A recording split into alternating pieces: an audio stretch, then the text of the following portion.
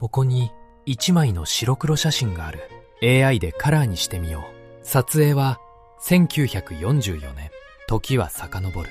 1942年1月、日本陸軍はタイとの国境を越えてビルマへ侵攻した。率いたのは第15軍司令官飯田昌次郎中将。その傍らにはビルマ独立義勇軍と22歳のアウンサン。日本軍はビルマ全域をわずか5ヶ月で制圧した。首都ラングーンは陥落し、英印軍は中国国境とインドへ追われていった。日本軍にとってそれは輝かしい勝利の季節だった。しかしビルマという土地は近代戦の常識が通用しない場所だった。国土の南北は2000キロ、東西は1000キロ。イラワジ川、シッタン川、タンルウィン川。南北に流れるこの3つの大河に挟まれ、東西の国境は峻険な山脈で囲まれていた。道路はほとんどなく、雨季になればジャングルは泥沼に変わった。それから3年、1944年、第15軍司令官牟田口蓮也中将はインパール作戦を発動する。参加した将兵およそ8万5千名のうち3万名が戦死または戦病死した。そして2万名が病で後走された。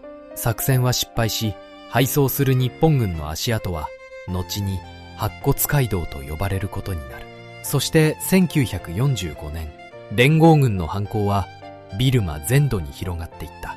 メイクテーラとマンダレーが陥落し、ラングーンが奪回された。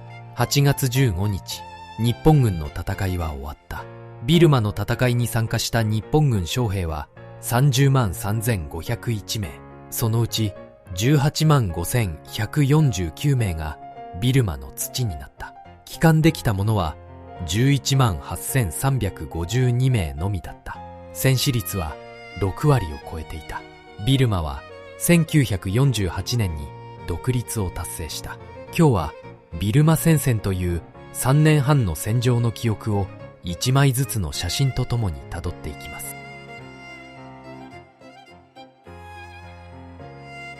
白黒写真のカラー化にあたり協力いただいた東京の画像加工業者リタッチインクさんの復元方法では、従来手法のように白黒の上に色を塗るのではなく、 AI が写真そのものを補正し、当時カラーカメラで撮ったらこう写っていたかもしれない姿に近づける。これはおそらく従来の方法よりもずっと肉眼で見た光景に近い復元方法だ。興味のある方はリタッチインクレタッチ会社と Google で検索してみてほしい。1942年にビルマで撮影されたもう一枚の写真がある。 AI で色を入れる。ここで一つの問いを立てたい。なぜ日本陸軍はビルマへ侵攻したのか。ビルマは日本からは遠い国だった。南北2000キロ、東西1000キロ。ベンガル湾に面し、東をタイ、北を中国、西をインドに接する営領植民地である。その遠い土地に日本軍は30万人もの兵を送り込み、18万人の戦死者を出すことになる。その理由は一本のルートにあった。名前をビルマルートという。ビルマルートとはラングーンの港から始まる軍需物資輸送ルートのことだ。マンダレー、ラシオを経由して中国の雲南省昆明へと続く。その全長は2300キロ。ラングーンからラシオまではビルマ鉄道。ラシオから雲南省まではビルマ航路と呼ばれる山越えの自動車道路でつながっていた。省解析政府はトラックがどうにか通れる程度のこの山道を1938年に完成させていた。このルートを使って英米はビルマから中国の省解析政府へ軍需物資を送り続けていた。月の輸送量は最大1万トン。このルートが続く限り中国大陸での戦争に勝つことはできない。これが当時の日本軍の認識だった。1940年6月、ドイツ軍のパリ占領を機に日本政府はイギリスへ圧力をかけた。そしてビルマと香港経由の対中援助を一時的に閉鎖させることに成功する。しかしアメリカが反発し、ビルマルートの閉鎖はわずか3ヶ月で終わった。同じ1940年3月、日本の大本営陸軍部は参謀本部付の鈴木啓治大佐にこう内示する。ビルマルート遮断の方策を研究せよ。鈴木大佐はビルマについて調べていくうちに、ある運動に着目した。多均島を中核とするビルマ独立運動である。もしこの運動が武装蜂起へ発展するならば、ビルマルート遮断はおのずから達成できるだろう。鈴木大佐はそう考えた。これがビルマ戦線の起点だった。ビルマドクリツギ遊軍、英語ではバーマーインデペンデンスアーミー、略して BIA と呼ばれた組織だ。その姿を写した一枚に AI で色を入れてみよう。この BIA はどのようにして生まれたのか。その物語は一人の日本陸軍大佐から始まる。ビルマルート遮断の任務を与えられた鈴木啓治という男だった。鈴木は1940年、新聞記者を装ってラングーンへ潜入する。そこで彼は多均島のメンバーと接触し、地下に潜伏していたある男の存在を知る。ビルマ独立運動の若きリーダー、アウンサン。鈴木はある計画を立てた。ビルマ独立運動の青年30名を密かに国外へ脱出させる。過酷な軍事訓練を施し、武器を与えてビルマへ送り返す。そして彼らに独立の戦いを起こさせる。イギリスの植民地統治をビルマ人自身の手で終わらせる。それが鈴木の構想だった。1941年2月、大本営直属の特務機関、南機関が発足する。集められた青年はちょうど30名。訓練の場所は海南島の海軍基地の一角だった。訓練に使われた銃は中国戦線で捕獲した外国製の武器ばかりだった。日本の関与の痕跡を何一つ残さないためだった。この30人が後にビルマ独立の伝説として語り継がれる30人の同志である。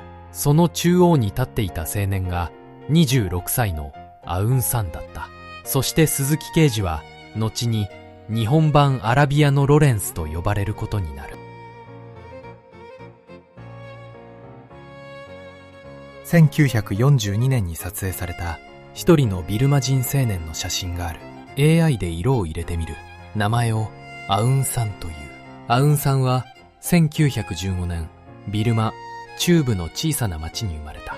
6人兄弟の末っ子で、父は仕事の少ない弁護士、家計を支えていたのは母だった。学校に上がったのは8歳の時だった。しかし彼は学業に優れていた。15歳で奨学金を得て、高校入学前の国家試験では全国1位を取った。ラングーン大学で英文学と政治学を学び、やがて学生運動のリーダーとなる。イギリスの植民地統治をビルマ人自身の手で終わらせる。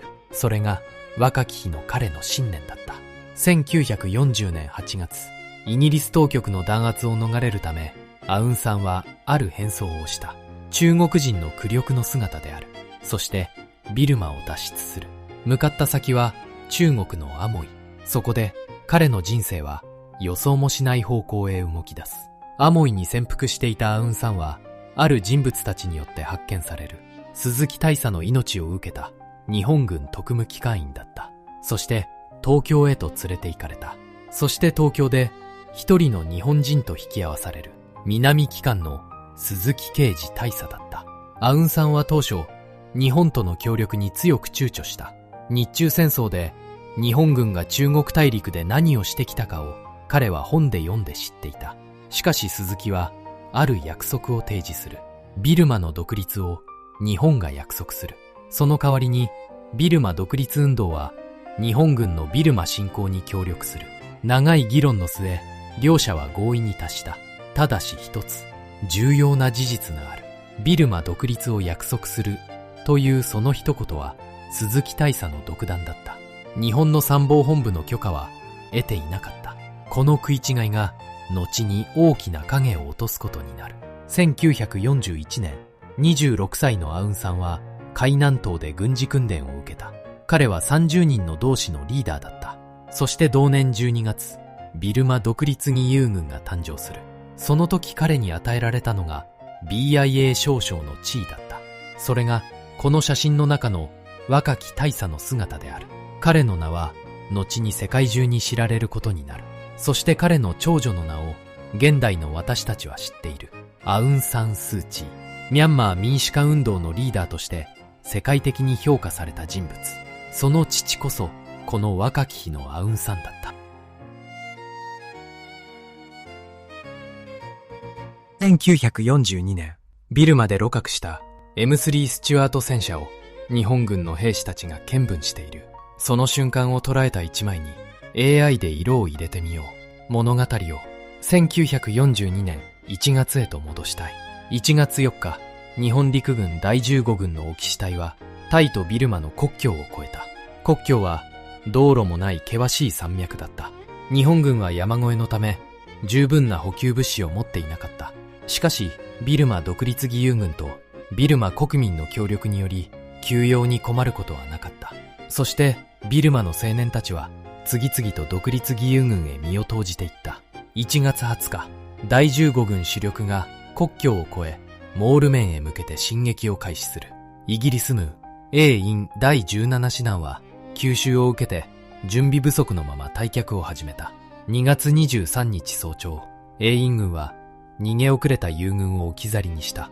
そしてシッタン川の橋を爆破した。3月8日、日本軍は首都ラングーンを占領する。その後も日本軍の進撃は止まらなかった。シンガポールから第18師団と第56師団が増援として送られる。ビルマ全域の攻略が推進された。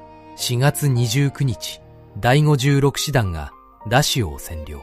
これにより長年日本を悩ませ続けてきた援償ルートはついに遮断された。5月1日、第18師団がマンダレーを占領。5月5日、第56師団は雲南省との国境にあたるドエまで到達した。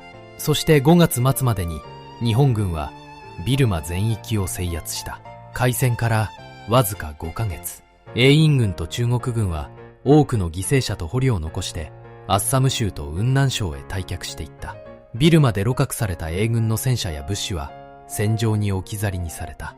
それがこの写真の中の M3 スチュアートだった。日本陸軍にとってそれは最も輝かしい春だった。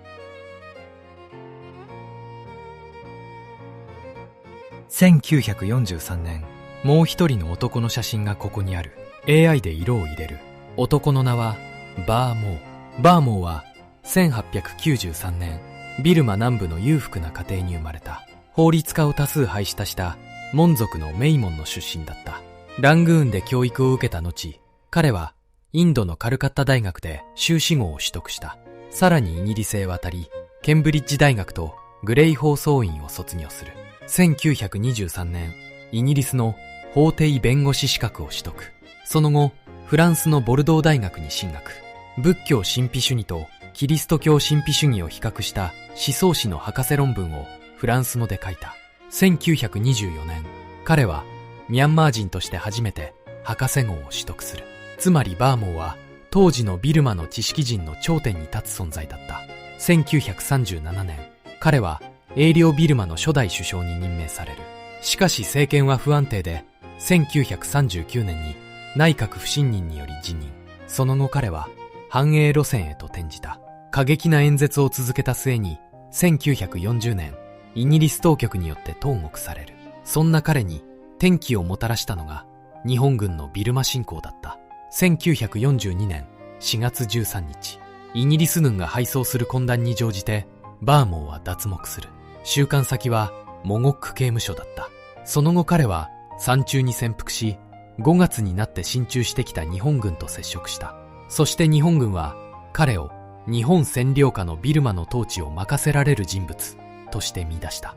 なぜバーモーは日本に協力したのか。後に彼自身はこう語っている。アウンサンナからこう主張されたからだ。ビルマの人々を戦争の惨禍から救うためには私に国家の運営を任せるしかないと。そして1943年8月1日、ビルマ国の独立が正式に宣言された。バーモーはビルマ国国家元首兼首相に就任する。ビルマは長いイギリス植民地の歴史に表向き終止符を打った。しかしそれは日本軍の占領下での独立であり、本当の意味での主権国家ではなかった。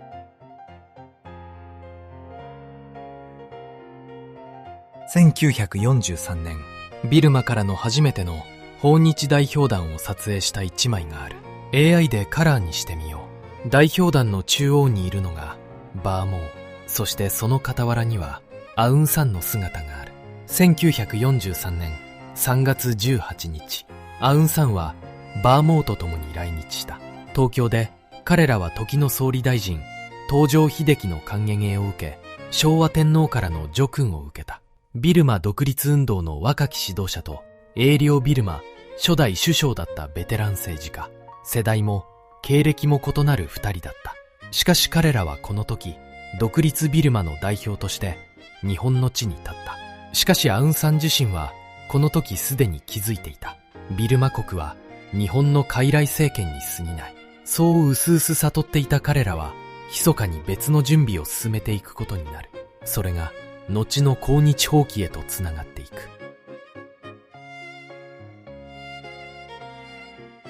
1943年11月、東京の帝国議会議事堂である会議が開かれていた。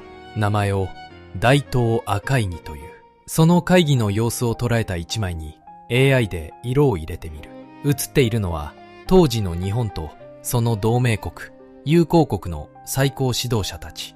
中央に立つのは東条英機内閣総理大臣。その左右には中華民国王長命政権の王長命主席、満州国の長、KK 国務総理大臣、フィリピンのホセ・ラウレル大統領、タイのワンワイ・タヤーコーン親王、そしてビルマ国のバー・モウナイ閣総理大臣。オブザーバーとして自由インド仮政府のチャンドラ・ボースも参加した。これは近代史上初めて有色人種のみが一堂に会して行われた首脳会議だった。会議は1943年11月5日と6日の2日間にわたって開催された。そして大東亜共同宣言が全会一致で採択された。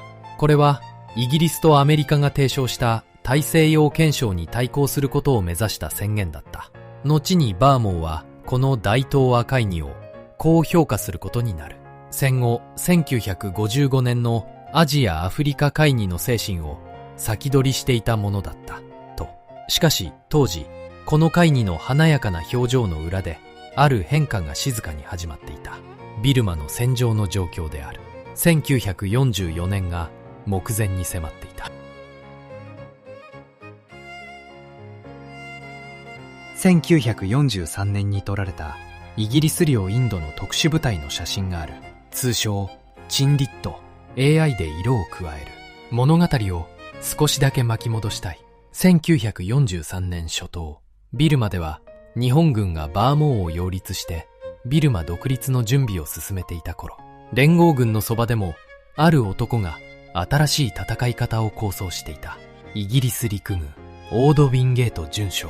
ウィンゲートは長距離浸透ゲリラ戦という新しい戦術の研究家だった。ジャングルの奥深くへ少人数の部隊で潜入する。補給は航空機からのパラシュート投下で受ける。重火器の代わりに近接航空支援を呼ぶ。そして敵の連絡路や橋梁を破壊して撤退する。ウィンゲートは自身の理論を実践するための新しい部隊を編成した。部隊の名はチンリット。ビルマの寺院を守る神獣チンテに由来する名前だった。1943年2月8日、ロングクロス作戦が開始された。3200名のチンリット部隊は7個渋滞に分かれた。そしてインパール方面からビルマ北部へと侵入した。各渋滞はインド・ビルマ国境の険しい山々を踏破した。チンドウィン川を溶かし、情報を収集しながら鉄道や橋梁を次々と爆破していった。日本軍は第18師団を中心に各地から部隊をかき集めて掃討を試みた。しかしチンリット部隊は優勢な敵と遭遇すれば分散して後退する。つかみどころがなかった。4ヶ月間の作戦行動の末、インドまで生還したチンリット将兵は2182名だった。戦略的に見ればこの作戦に大きな意味はなかった。しかしロングクロス作戦は一つの重要な事実を証明した。連合軍の部隊は航空機による補給を受けながらジャングルで長期間行動できる。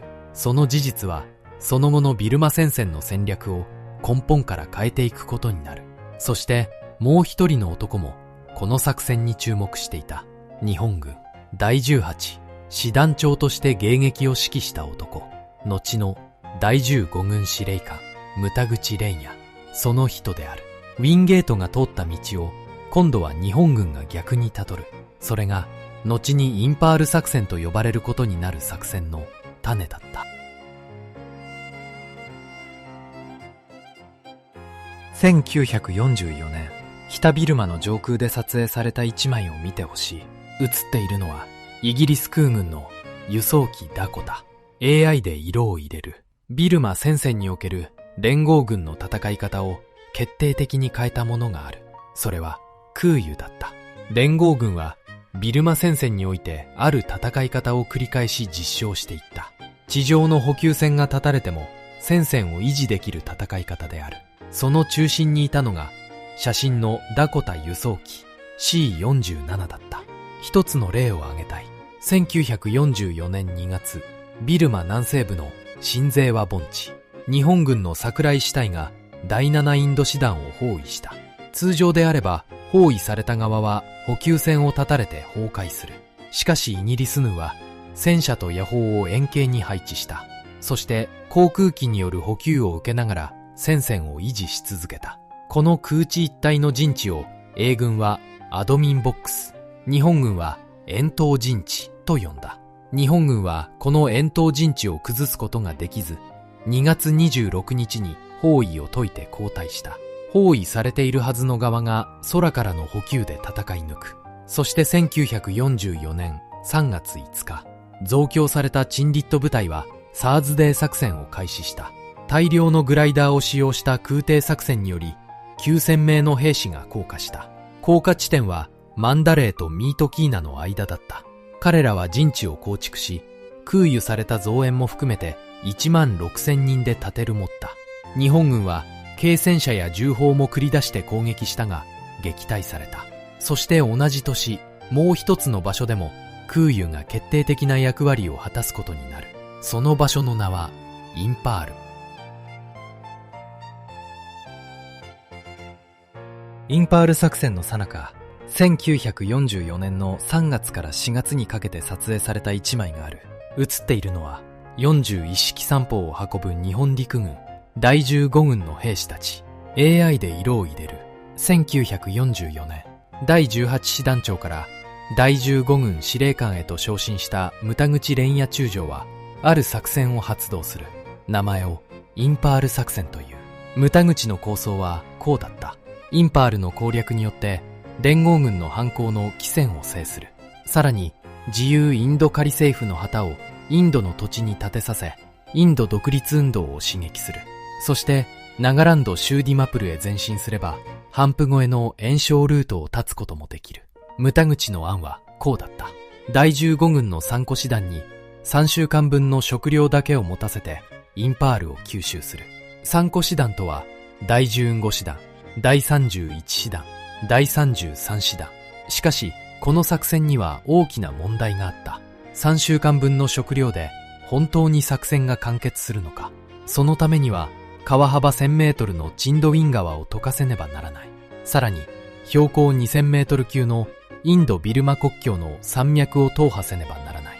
そして作戦が長期化した場合、前線部隊への補給はどうするのか。ビルマ方面軍は当初牟田口の案を無謀と判断した。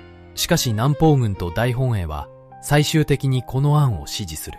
その背景にあったのは軍中央の思惑だった。各方面で敗北続きの戦局を何としても打開したい。1944年3月8日、第33師団が作戦を発起した。3月15日、第15師団と第31師団も発起する。兵士たちは3週間分の食料を背負った。写真の山砲のような重い装備を分解して肩で運ぶ。そしてビルマとインドを隔てる山脈を越え始めた。その先に待っているものを彼らはまだ知らなかった。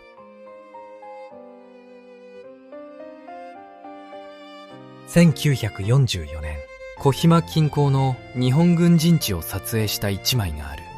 AI で色を入れてみよう。コヒマ、現在のインド・ナガランド、州の州都にあたる山岳地帯の小さな町である。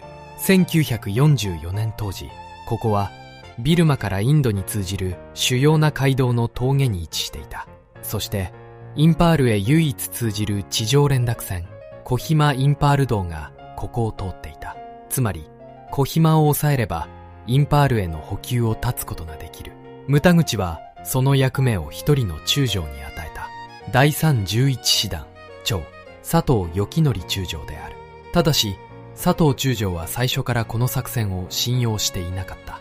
彼は作戦立案に関与しておらず、参謀たちにこう告げていたという。我々は全員餓死するかもしれない。彼はまた牟田口を愚か者と呼ぶ将校の一人でもあった。しかし命令は命令だった。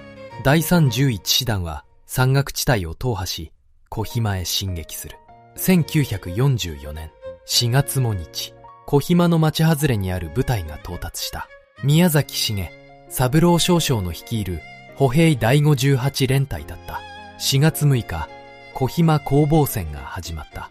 英印軍守備隊は約2500名。そのうち戦闘員はわずか1500名で、残りの1000名は非戦闘員だった。日本軍はこの守備隊をガリソンヒルと呼ばれる小さな丘の上に追い詰めた。守備隊は飲み水もままならない状況に置かれた。夜間に北側の小さな湧き水を取りに行く以外、水源はなかった。コヒマでの戦いは白兵戦の様相を呈した。そしてこのコヒマと後のインパール包囲戦、この二つは後に東洋のスターリングラードと呼ばれることになる。2013年、イギリス国立陸軍博物館がある世論調査を行った。そこでコヒマとインパールの戦いはイギリス史上最大の戦いに選ばれている。しかしそれは英軍視点の物語である。写真の中の日本軍にとってこの山岳地帯での戦いはまだ始まったばかりだった。日本陸軍歩兵第111連隊の将校とインド国民軍の兵士が並ぶ一枚の写真がある。 AI で色を入れてみる。インド国民軍、英語ではインディアンナショナルアーミー、略して INA と呼ばれた組織だ。このインド人による軍隊はどのように生まれたのか。物語は1942年の初め、マレー半島に遡る。日本の参謀本部は太平洋戦争の勃発前からある工作を計画していた。英印軍に従軍するインド人兵士に対する工作である。その責任者として指名されたのが藤原岩一少佐。彼が結成した特務機関が F 機関である。開戦直後、F 機関とインド独立連盟はマレー作戦に参加した。そして1941年12月、マレー半島西岸の町アロールスター、英印軍のモーハンシン隊員が日本軍に投降した。彼に対し日本軍は一つの提案を行う。投降してきたインド人兵士をまとめ新しい軍隊を作らないか。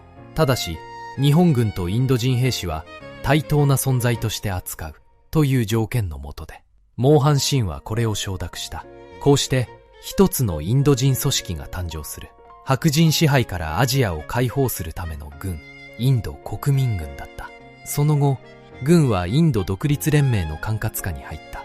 東南アジア在住のインド人志願者も加わり、総兵力およそ4万5千人にまで成長していく。そして1944年、インド国民軍はビルマに移動した。日本軍と共にインパール作戦に参加する。写真の中で日本陸軍の将校と並んで立つのもこのインド国民軍の兵士である。10インド、インド解放をスローガンに彼らは祖国の土を踏むことを夢見ていた。しかしこの共同作戦は厳しい結末を迎えることになる。インパール作戦に参加したインド国民軍は6000人。そのうちチンドウィン川まで生きてたどり着けたのは2600人だった。その後、戦死400人、餓死および戦病死1500人。インド国民軍はビルマの戦場で実質的に壊滅した。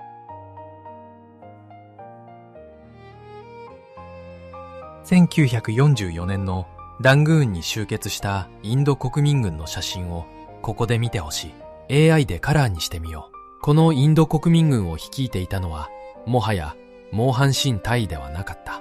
一人の男が新しい指導者として登場していた。名前をスバス・チャンドラ・ボースという。チャンドラ・ボースはもともとインド国民会議派の元議長だった人物である。イギリスからのインド独立を目指して彼は世界中を渡り歩いた。ナチスドイツでも独立ヌン編成を働きかけた彼はドイツの U ボートに乗り込む。そして日本の伊号潜水艦に乗り継ぎ、1943年5月、日本に到着した。1943年7月4日、シンガポール。体調を崩していたインド独立連盟議長、ラース・ビハーリー・ボース。彼はインド国民軍の指揮権をチャンドラ・ボースに移譲する。その翌日、チャンドラ・ボースは熱狂する数万のインド人将兵と大衆を前にこう演説した。チャロー・ディティ、進め、デリーへ。その演説は聞く者の心を奮い立たせた。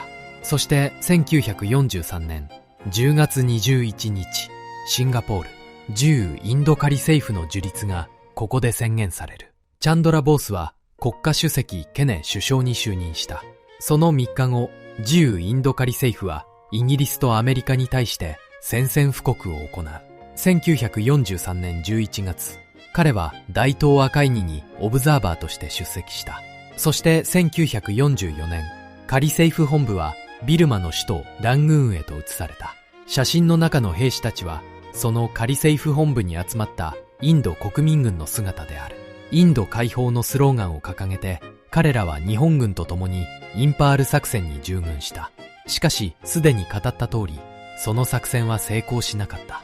そして1945年8月18日、日本敗戦の3日後、新たな独立の道を求めてソビエト連邦へ向かおうとしていたチャンドラ・ボース。彼は台湾で航空機事故により命を落とした。彼の名は戦後のインドにおいてガンディと並ぶ独立の英雄として語り継がれている。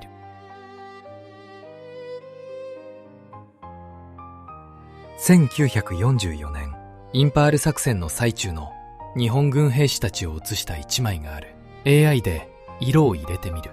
物語をインパール作戦に戻したい。作戦は最初こそ順調に進むかに見えた。しかしそれは罠だった。イギリス第14軍司令官ウィリアム・スリム中将は最初から後退を計画していた。日本軍をインパール周辺まで引き込み、補給線が伸びきったところを叩く。それがスリムの狙いだった。3週間分の食料で出発した日本軍はすでに限界を超えていた。第33師団柳田源三中将は作戦中止を意見愚問した。牟田口は柳田を罷免した。第15師団山内正文中将は健康を害して抗争された。そしてやがて雨季が訪れた。ビルマの雨季では断続的な激しい降雨が続き、山道は膝まで沈むデイネイへと変わる。日本軍の前線部隊は作戦開始以来満足な補給を受けていなかった。弾薬は尽き、兵士たちは飢餓に瀕していた。第31師団佐藤光徳中将はたびたび軍司令部へ補給を要請した。しかし牟田口は空約束を繰り返すばかりだった。両者が交わす電報は次第に感情的な内容に変わっていった。激怒した佐藤は1944年6月1日、独断で師団主力を撤退させた。陸軍の歴史においてこれは極めて異例の出来事である。師団長が軍司令官の命令に背いたのだ。独断撤退など考えられないことだった。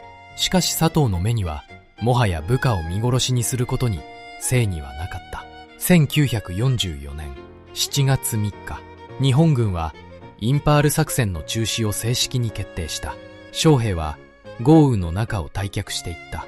傷つき、疲れ果て、飢えと病に苦しみながらデイネイに覆われた山道を歩く。退却路に沿って兵士たちの遺体は途切れることなく続いた。やがてその退却路はこう呼ばれることになる。白骨街道と。空襲を受ける日本軍の河川集艇。その瞬間を映した一枚に AI で色を入れる。インパール作戦の失敗は、ビルマ戦線における日本軍の戦力を決定的に低下させた。第15軍の4個師団は、それぞれ実力で1個連隊程度の戦力にまで損耗していた。第15、第31、第33、そして第53師団。師団と名乗りながら、実態は連隊規模に過ぎない。そんな部隊が、イラワジ川沿いの200キロを超える広い戦線に配置されていた。そして、ビルマ中部の大平原は、乾季には砂漠のような荒涼たる大地に変わる。制空権を持ち、機械化部隊で機動力に富むイギリス軍にとっては、格好の部隊だった。しかし、機動力を持たない日本軍にとっては、苦しい戦場だった。地上に身を隠す場所がなく、空を飛ぶ機影は、もはや常に連合軍のものだった。物資や兵員を運ぶには、ビルマの大河が頼りだった。イラワジ川、チンドウィン川、シッタン川。ビルマの3つの大河は、雨季には溢れて泥の海となり、乾季にも幅を狭めながら流れ続ける。その川の上を、日本軍の小さな舟艇が、物資と兵を乗せて静かに進んでいた。そして空からは、連合軍の航空機が、そのすべてを見下ろしていた。1945年、マンダレーのパゴダ郡の中を進むイギリス領インド軍兵士の写真がある。 AI で色を入れる。1945年1月、インパール作戦に敗れた第15軍はイギリス第14軍の追撃を受けつつ、ビルマ中部の中心都市マンダレー付近のイラワジ川の線まで後退していた。ビルマ方面軍参謀長田中真一中将は第15軍に蛮作戦を命じた。イラワジ川を防衛線としてイギリス軍を機に応じて撃滅する、そういう強気の作戦だった。しかし蛮作戦は出だしからつまずいた。スリム中将は第33軍団をマンダレーへ向かわせて日本軍を引きつけ、その間に第4軍団をチンドウィン川とイラワジ川の合流点の下流で渡河させた。そして第17インド師団と第255インド機考旅団をある要衝へと突進させた。第15軍の背後にあたるメイクテーラである。機械化部隊の進撃速度は日本軍の想像をはるかに超えていた。メイクテーラの守備兵力はほぼ後方部隊ばかりだった。戦力と呼べるのは急遽駆けつけた歩兵第106-18連隊だけだった。そして1945年3月3日、メイクテーラはイギリス軍に制圧された。日本軍はシャン高原から第33軍司令部を抽出した。第18師団と第49師団を配属し、メイクテーラの奪回を図る。肉弾攻撃と野襲を日本軍は反復した。しかし、十分な対戦車装備を持たない日本軍、イギリス軍の機械化部隊に一方的に打撃を被るだけだった。その頃マンダレーでは、第19インド師団が市内へ突入していた。死守を命じられた第15師団は、激しく抵抗し、市街戦となった。しかし、幹部が次々と死傷し、これまでと判断した第15師団長は、独断で撤退を命じた。1945年3月28日、日本軍はメイクテーラ奪回を断念し、蛮作戦は中止された。第15軍はシャン高原へ後退した。コンバウン王朝の旧王宮のあったマンダレー、小さな文化都市メイクテーラ、この2つは激戦地となって、破壊し尽くされた。そして写真の中の兵士たちは、その瓦礫となった寺院の街を勝者として歩いていた。1945年、ラングーンへ進撃するイギリス軍のスチュアート戦車を写した一枚がある。 AI で色を入れてみる。イラワジ海戦で日本軍を粉砕したイギリス軍、雨季の到来前にラングーンを奪回すべく進撃を加速した。第3、13軍団がイラワジ川沿いを、第4軍団がシッタン川沿いをそれぞれ南下していった。日本軍の防衛線は相次いで突破された。1945年4月29日、イギリス第4軍団の戦闘はラングーン北方のペグーまで到達した。そして1945年4月23日、ビルマ方面軍司令官木村平太郎大将はある決断を下す。ラングーンを放棄し、東方のモールメンへ脱出する。そしてその際、ある人々への処置については明確な指示が出されなかった。ビルマ国政府と現地に暮らす日本人、居留民である。大混乱の中、1945年5月2日、イギリス軍はラングーンを奪回した。3年前、1942年3月8日に日本軍がここを占領した日から3年と2ヶ月。写真の中のスチュアート戦車はその日のラングーン進撃の姿である。そしてまだビルマの戦いは終わっていなかった。イラワジ川下流部でイギリス第33軍団と戦っていた日本軍第28軍はラングーン陥落によって退路を断たれ、敵中に孤立してしまった。連合軍に鹵獲された日本軍の総部隊、その姿を捉えた一枚に AI で色を入れる。ビルマ戦線で日本軍が補給の手段としていた僧たちは戦線の崩壊とともにその多くが連合軍の手に渡ることになった。第218軍の物語をしたい。第218軍はビルマ西部の防衛を担当していた。軍師レイカンは桜井正蔵中将。ラングーン陥落で退路を断たれた第218軍はペグー山系に追い詰められていた。ペグー山系はイラワジ川とシッタン川に挟まれた丘陵地帯。標高は500メートル前後で竹林に覆われた山地である。雨季が到来し、イギリス軍の作戦行動は不活発となっていた。しかし、第218軍の食料の手持ちは7月末が限界となっていた。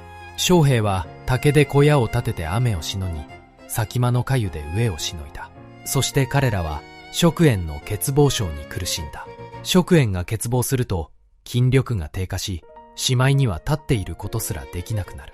1945年7月、ようやく兵力の集結を終えた第218軍は敵中突破作戦を計画した。闇に紛れてペグー山系を脱出。広大な冠水地帯を横断し、増水したシッタン川を竹のいかだで渡る。7月下旬、第218軍は十数個の突破渋滞に分かれ、一斉にシッタン川を目指した。将兵は自分たちで作った竹のいかだに身を託して濁流へと身を投じた。体力の衰えていた者は濁流を乗り切ることができず、水に飲まれて流されていった。第218軍は3万4000名をもってペグー山系に入った。そのうちシッタン川を突破できた者はわずか1万5000名に過ぎなかった。そして第218軍が大きな犠牲を払いつつ敵中突破を成功させた頃、1945年8月15日、終戦が訪れた。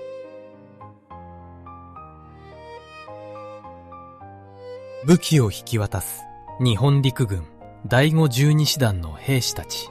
その姿を写した一枚に AI で色を入れてみる。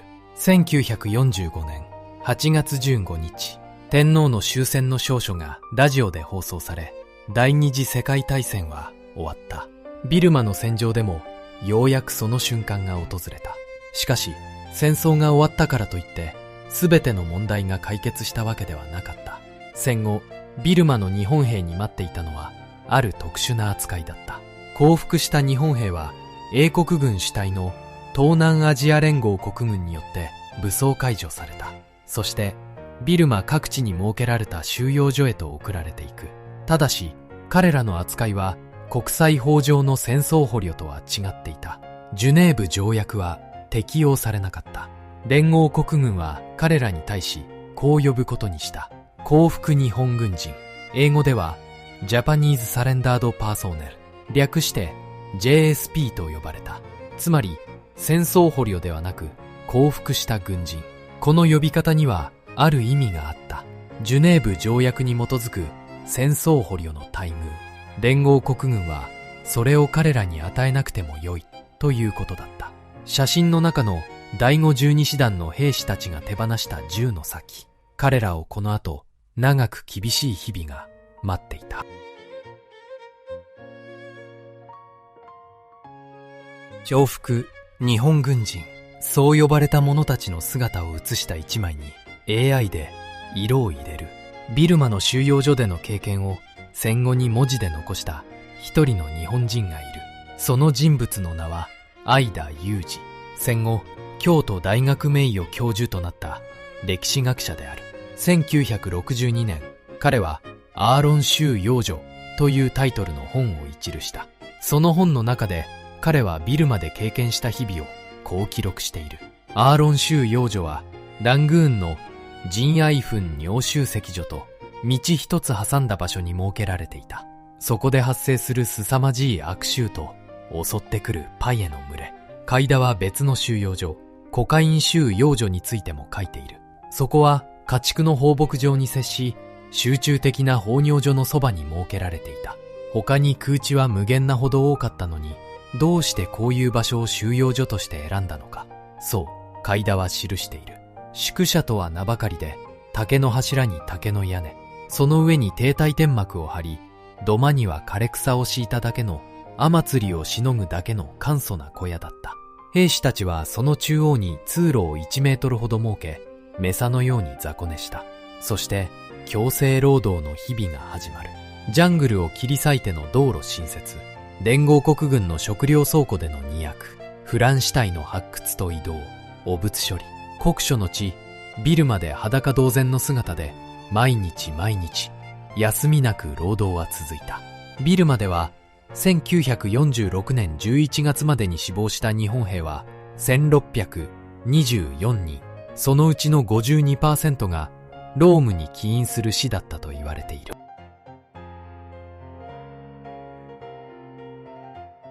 ビルマでの日本軍の降伏を写した一枚がある。 AI で色を入れる。戦争が終われば兵士たちは速やかに故郷へ帰れるはずだった。しかしビルマで降伏した日本兵にはそれは許されなかった。東南アジア連合国軍は降伏した日本兵の中から作業隊を選び、彼らの帰国を遅らせた。多くの日本兵が1年以内に帰国できたところを、ビルマでは作業隊として残された者たちが収容所での強制労働を続けることになった。兵士の労役の賃金は連合国側からは支払われなかった。その分は後に日本政府が負担することになる。そして最後まで帰国が遅らされたのは戦犯容疑をかけられた者たちだった。戦犯の疑いを受けた日本兵は獄中で極端な食料制限を受けた。生命を保つに必要最小限度の量、そう呼ばれた糧滅の下で餓死寸前まで追い込まれる者もいた。監獄では飢餓で軍紀が乱れ、ドブネズミですら日本兵の間で奪い合いの対象となった。ビルマ方面作戦に参加した日本軍将兵は30万3501名、そのうち18万5149名がビルマで戦没した。そして帰国できたのは11万8352名のみだった。戦死率は6割を超える。しかしその数字には兵士たちが置かれたビルマでの長く残酷な戦後は含まれていない。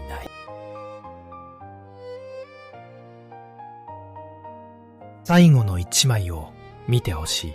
写っているのはアウンさん。その姿に AI で色を入れる。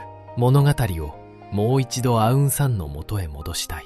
インパール作戦の失敗により日本軍の劣勢が決定的となった1944年8月、アウンサンらはある決断を下した。抗日闘争に勝機ありと見て反ファシスト機構を結成する。そして1945年3月27日、アウンサンはある決断を実行する。ビルマ国軍を率いて日本軍への全面攻撃を開始したのだ。5月1日、ラングーンは解放された。それに先立つ5月16日、アウンサンは一機の飛行機に乗り、ある町へと向かった。向かった先はメイクテーラ。3月、日本軍が血みどろの末に奪回を断念したあの町である。メイクテーラには今、ある人物の司令部が置かれていた。イギリス第14軍司令官、ウィリアム・スリム中将である。そしてアウンサンはスリム将軍の前に現れる。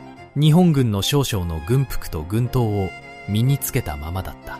自分はビルマ臨時政府の国防大臣である。日本軍を放逐した後はビルマは独立する意思である。そう告げたアウンサンにスリムは驚き、こう尋ねた。ここに来てこのような態度を取るのはかなりのリスクを負っていると思わないか。アウンサンはこう答えた。いいえ、なぜか。と問われた彼はこう続けた。あなたがイギリス軍将校だからです。このアウンサンの態度にスリムは大変な感銘を受けたという。戦後、アウンサンは軍隊を去り、政治家としての道を歩み始めた。1947年1月27日、英首相クレメント・アトリーとの間である協定が結ばれた。アウンサン・アトリー協定である。1年以内のビルマの独立が正式に確認された。しかし、その独立の日を彼自身が見ることはなかった。1947年7月19日の午前10時半、軍用ジープで成長車に乗り付けた武装集団が会議中のアウンサンの執務室へ突入した。アウンサンは13発の銃弾を受け即死した。享年32歳。彼がいなくなってから半年後の1948年1月4日、ビルマはようやく独立を達成した。アウンサンの長女は当時2歳だった。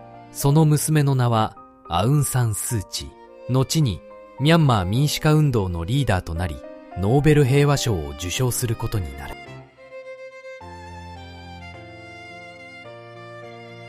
ビルマ戦線という3年7ヶ月の戦場には数えきれない物語が残されていた。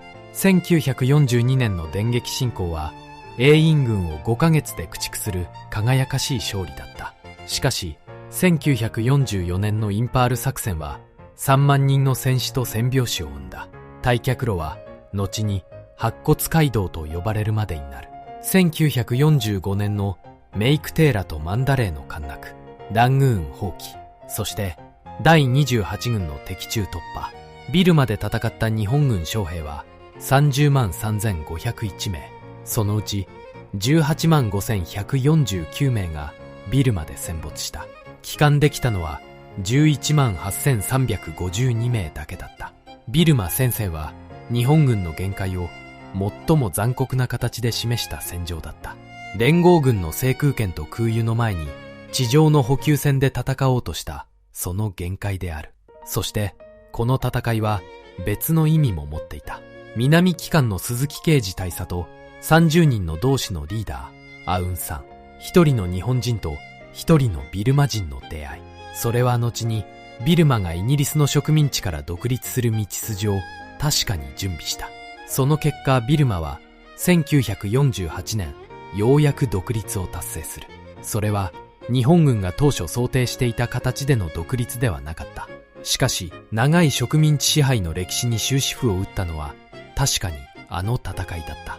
戦後ミャンマー政府は鈴木啓治を含む南機関関係者7人にある勲章を授与した。